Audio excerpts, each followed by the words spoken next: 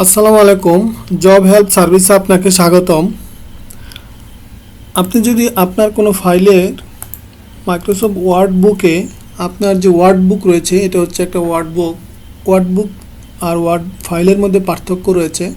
Word বুক হচ্ছে যেমন এটা একটা ফাইল, এটা একটা ফাইল, সবটা ফাইল মিলিয়ে একটা ফাইল, একটা ফাইল, সবগুলো ফাইল মিলিয়ে হচ্ছে একটা ওয়ার্ড বুক। তো আপনার এই ওয়ার্ড বুকটি কীভাবে আপনি লক করে রাখতে পারেন যেন এই ওয়ার্ডবুকের কেউ এই যে নামগুলো দেখুন এখানে রিনেম করা যায়, রিনেম কিন্তু করা যাচ্ছে। এই এই এই নামগুলো এই ওয়ার্ডবুকের এই নামগুলো যেন কেউ চেঞ্জ করতে না পারে। তো আজকে হচ্ছে সেই ভিডিওটি। তো আপনারা যারা আপনাদের এই ফাইলের ওয়ার্ডবুকের এই নামটি যেন কেউ চেঞ্জ করতে না পারে এবং ফাইলটি প্রোটেক্ট কীভাবে করবেন, তো এই ভিডিওটি আপনার জন্য। তো ভিডিওটি দেখতে থাকুন। তো আমরা আমাদের চ্যানেলে চলে যাই। আপনি এই ভিডিওগুলো আমাদের চ্যানেলে যাওয়ার পরে প্লে লিস্টে যাবেন। প্লে লিস্টে যাওয়ার পরে মাইক্রোসফট এক্সেলে গিয়ে আপনি যখন সার্চ দিবেন, এক্সেলে আমাদের যত রকমের ভিডিও রয়েছে সেগুলো আপনি সহজেই দেখতে পাবেন। আর আপনি যদি প্রথমে আপনি যদি ভিডিওতে যান, অল ভিডিওগুলো দেখতে পাবেন। তো এখানে সবগুলো ভিডিও একসাথে রয়েছে। আপনি যদি শুধু এক্সেলে নিয়ে কাজ করতে চান, এক্সেলে ফাইলগুলো পাবেন। আপনি যদি ওয়ার্ড নিয়ে কাজ করতে চান তাহলে আপনি আলাদা আলাদা দেখার জন্য প্লে লিস্টে গিয়ে আপনি ভিডিওগুলো দেখলে আপনার জন্য সহজ হবে এবং টাইম কম লাগবে যে আমরা কোন কোন ভিডিওগুলো পাবলিশ করেছি। তো আমরা যে বিষয়টি আজকে কথা বলবো সেই বিষয়টি হচ্ছে আমরা কিভাবে how to protect workbook in Microsoft Excel এবং how to unprotect workbook in Microsoft Excel. Microsoft এক্সেলে আমাদের কিভাবে আমরা এই ওয়ার্ডবুকটি আমরা কিভাবে সেভ করব। তো আমি বলি রাখি, শিট আর ওয়ার্ডবুকের মধ্যে একটু পার্থক্য রয়েছে। আপনারা সহজে বোঝার জন্য আমি কন্ট্রোল F দিলাম। কন্ট্রোল F দেওয়ার পর দেখুন শিট মানে হচ্ছে যে শিটটা সিলেকশন করছি এই শিটটা। আর দেখুন এই পাশে আসবে ওয়ার্ডবুক মানে হচ্ছে এই শিটের আন্ডারে যতগুলো এই যে শিট 1, 2 রয়েছে এই ফাইলের আন্ডারে, এক্সেলের যে ফাইলের আন্ডারে আমার দুইটা রয়েছে। যেমন আরেকটা আমি শিট করলাম, এই যে 1, 2, 3টা মিলে হচ্ছে ওয়ার্ডবুক। এই ওয়ার্ডবুকের কোনো একটা ফাইলের এই যে নামগুলো যেন কেউ চেঞ্জ করতে না পারে সেটা হচ্ছে আমরা সেইভাবে প্রোটেক্ট করব এবং কীভাবে আনপ্রোটেক্ট করব। তো সেই জন্য আপনাদেরকে যেতে হবে প্রথমে, দেখুন রিভিউতে যেতে হবে। আমরা রয়েছে রিভিউতে যাওয়ার পরে এখানে দেখুন একটা হচ্ছে প্রোটেক্ট শিট, একটা হচ্ছে প্রোটেক্ট ওয়ার্ডবুক। প্রোটেক্ট শিট হচ্ছে শুধু এই শিটের ডাটাগুলো আমি প্রোটেক্ট করে রাখবো যেন ওনারা চেঞ্জ করতে না পারে।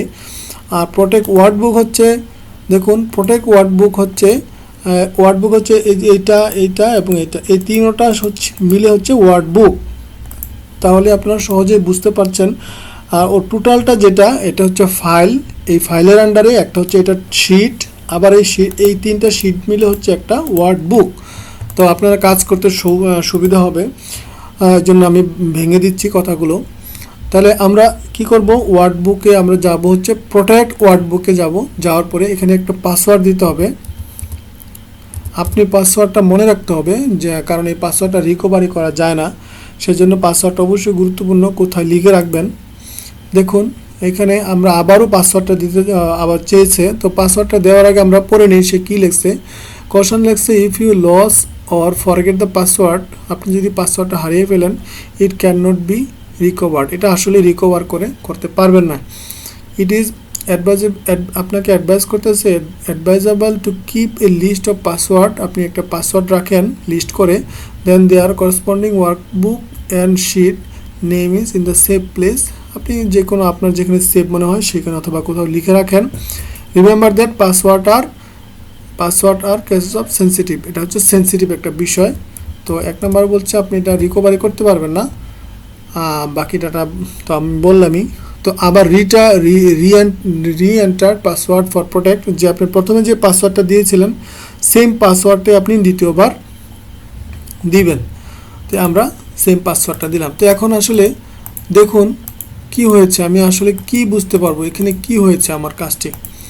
দেখুন ওয়ার্কবুকে গিয়ে আমি দেখব যে আমার এই ফাইলটা আসলে যে ওয়ার্ডবুকের এই যে ওয়ার্ডবুকগুলো যে আমার পাসওয়ার্ড প্রোটেক্টেড হয়েছে কিনা আমি কিভাবে বুঝবো।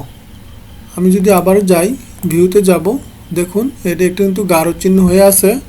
আর ওয়ার্ড বুকে এটা দেখুন সাদা, এটা গাঢ় চিহ্ন হয়ে আছে, তাহলে বুঝবো যে আমার এই ওয়ার্ড বুকটা আমার পাসওয়ার্ড প্রোটেক্টেড। তাহলে পাসওয়ার্ড প্রোটেক্টেড হলে আমি কী করতে পারবো? এই যে জিরোগুলো কি উঠাইতে পারবো? হ্যাঁ, উঠাইতে পারবো। তবে আমার কি হলো এই পাসওয়ার্ড এই প্রোটেক্ট কী করলাম? এটা হচ্ছে ওয়ার্ড বুক, যেমন এই যে ওয়ার্ড বুক লেখাটা, শিট 2 লেখাটা, শিট 1 লেখাটা, এই লেখাগুলো কেউ চেঞ্জ করতে পারবে না। এটা হচ্ছে এই প্রোটেক্ট। যেমন এটা হচ্ছে ওয়ার্ড বুক, দেখুন এখানে আপনি কিন্তু কোনো কিছুই পাচ্ছেন না, রিনেম পাচ্ছেন না, কিছুই পাচ্ছেন না। এখানে কিন্তু আপনি কোনো কিছুই পাচ্ছেন না। যদি আমি এই শিটে যাই, এখানেও কিন্তু আপনি কোনো কিছুই পাচ্ছেন না। দেখুন এইখানে যাব, এখানেও আমরা কোনো কিছু পাচ্ছি না।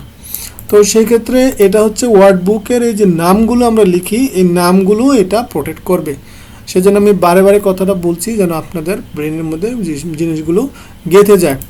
তো আপনারা, তো এখন আমি এখন আমি কিভাবে দেখুন নতুনভাবে আমি কোনো ফাইলও ওপেন করতে পারছি না। যে 3টা আমার শিট ছিল, 3টা শিট ছাড়া আমি বাকি শিটগুলো আর ওপেন করতে পারছি না। তো সুতরাং আমি এখন কি বলবো যে আমি তো নামটা চেঞ্জ করব অথবা নতুন একটা শিট নিব, কিভাবে নিব? তাহলে আপনাকে আবারও প্রোটেক্টেড যেতে হবে, যে আপনাকে আবারও নতুনভাবে পাসওয়ার্ডটা, আপনি যে পাসওয়ার্ডটা দিয়েছিলেন ওই পাসওয়ার্ডটা দিতে হবে। দেখুন এখানে যে একটা এরকম একটা ডিপ কালার ছিল সেটা চলে গেছে। এবং এই যে দেখুন এখানে এসে আমরা আমাদের ফাইলগুলোকে আমরা কি করতে পারছি? আমরা রিনেম করতে পারছি। আমাদের যে ফাইলগুলো ছিল সেই ফাইলগুলো আমরা রিনেম করতে পারছি।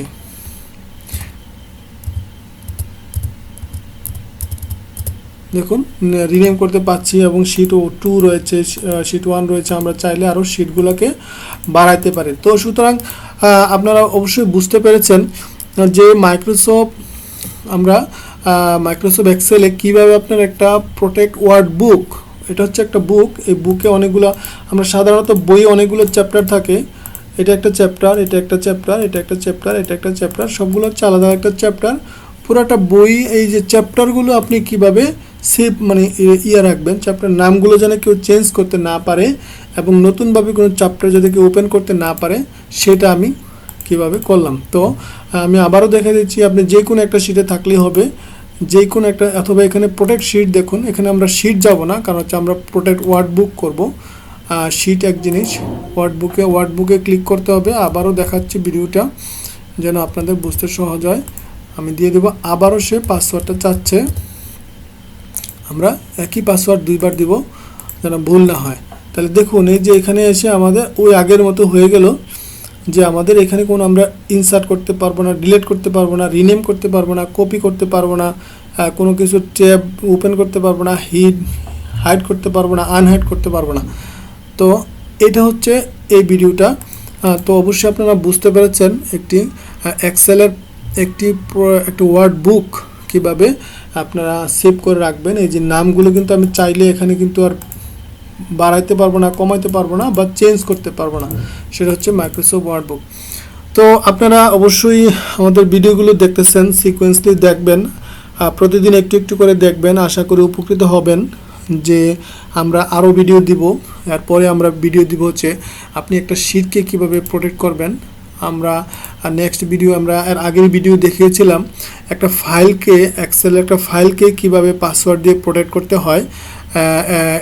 আজকে দেখাচ্ছি আমরা প্রোটেক্ট ওয়ার্ড বুক। এই ওয়ার্ড বুক একটা ফাইলের ভিতর যে কয়েকটা শিট রয়েছে, শিটগুলো আপনারা কীভাবে প্রোটেক্ট করবেন। এখানে কিন্তু ডাটাটা চেঞ্জ হবে, এই যে ডাটাগুলো কিন্তু চেঞ্জ করা যাবে। তো পরবর্তী ভিডিও দেখাবো যে আমরা এই ডাটাগুলো কিভাবে একবারে ডাটাগুলো কেউ যেন চেঞ্জ করতে না পারে, আমরা দেখাবো প্রোটেক্ট শিটে। তো অবশ্যই আপনারা ভিডিওগুলো দেখতে থাকুন, এবং আপনারা ভিডিওগুলো দেখে অবশ্যই কমেন্টস করবেন, এবং ভালো লাগলে লাইক করবেন, আর যদি ভালো লাগে অবশ্যই শেয়ার করে দিবেন যেন অন্যরা উপকৃত হয়। চ্যানেলটি অবশ্যই সাবস্ক্রাইব করে রাখবেন, কারণ হচ্ছে নতুন নতুন ভিডিও আমি যখন দিব আপনারা অবশ্যই নোটিফিকেশানগুলো পাওয়ার জন্য আপনারা সাবস্ক্রাইব করতে হবে। তো আমরা অবশ্যই ভিডিওগুলো করতেছি আপনাদের জন্য, কারণ এত কষ্ট করে ভিডিওগুলো তৈরি করি যেন আপনারা উপকৃত হন। ছোট ছোট জিনিসগুলো দেখে যেন আপনারা আপনাদের প্রতিদিনের যেই কাজকর্ম রয়েছে সেগুলো সম্পাদন করতে পারেন খুব সহজে, এবং আপনাদের যেন কাজের ক্ষেত্রে দক্ষতার উন্নয়ন হয়।